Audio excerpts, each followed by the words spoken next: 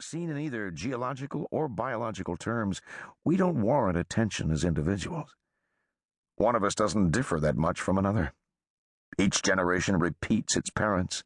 The works we build to outlast us are not much more enduring than anthills, and much less so than coral reefs. Here everything returns upon itself, repeats and renews itself, and present can hardly be told from past. Sally is still sleeping. I slide out of bed and go barefoot across the cold wooden floor. The calendar, as I pass it, insists that it is not the one I remember. It says, accurately, that it's 1972, and the month is August. The door creaks as I ease it open. Keen air, gray light, gray lake below, gray sky through the hemlocks, whose tops reach well above the porch. More than once, in summers past, Sid and I cut down some of those weed-like trees to let more light into the guest cottage. All we did was destroy some individuals. We never discouraged the species. The hemlocks like this steep shore. Like other species, they hang on to their territory. I come back in and get my clothes off a chair, the same clothes I wore from New Mexico, and dress. Sally sleeps on, used up by the long flight and the 5-hour drive up from Boston.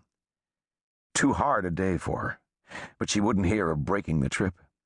Having been summoned, she would come. For a minute I stand listening to her breathing, wondering if I dare go out and leave her. But she is deeply asleep, and should stay that way for a while. No one is going to be coming around at this hour. This early piece of the morning is mine. Tiptoeing, I go out onto the porch and stand exposed to what, for all my senses can tell me, might as well be 1938 as 1972. No one is up in the Lang compound. No lights through the trees, no smell of kindling smoke on the air. I go out the spongy woods path, past the woodshed and into the road, and there I meet the sky, faintly brightening in the east, and the morning star as steady as a lamp. Down under the hemlocks I thought it overcast, but out here I see the bowl of the sky, pale and spotless. My feet take me up the road to the gate, and through it. Just inside the gate the road forks.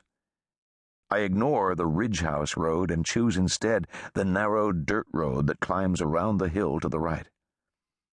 John Whiteman, whose cottage sits at the end of it, died 15 years ago. He will not be up to protest my walking in his ruts. It is a road I have walked hundreds of times, a lovely lost tunnel through the woods, busy this morning with birds and little shy rustling things. My favorite road anywhere. Dew has soaked everything. I could wash my hands on the ferns, and when I pick a leaf off a maple branch, I get a shower on my head and shoulders. Through the hardwoods, along the foot of the hill, through the belt of cedars where the ground is swampy with springs, through the spruce and balsam of the steep pitch, I go alertly, feasting my eyes. I see coon tracks, an adult and 2 young in the mud, and maturing grasses bent like croquet wickets with wet, and spotted orange ammonitis, at this season flattened or even concave and holding water, and miniature forests of club moss and ground pine and ground cedar. There are brown caves of shelter, mouse and hare country, under the wide skirts of spruce. My feet are wet. Off in the woods I hear a Peabody bird tentatively try out a song he seems to have half forgotten.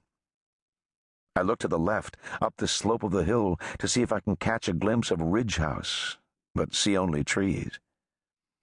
Then I come out on the shoulder of the hill, and there is the whole sky, immense and full of light that has drowned the stars. Its edges are piled with hills. Over Stannard Mountain the air is hot gold, and as I watch, the sun surges up over the crest and stares me down. We didn't come back to Battelle Pond this time for pleasure.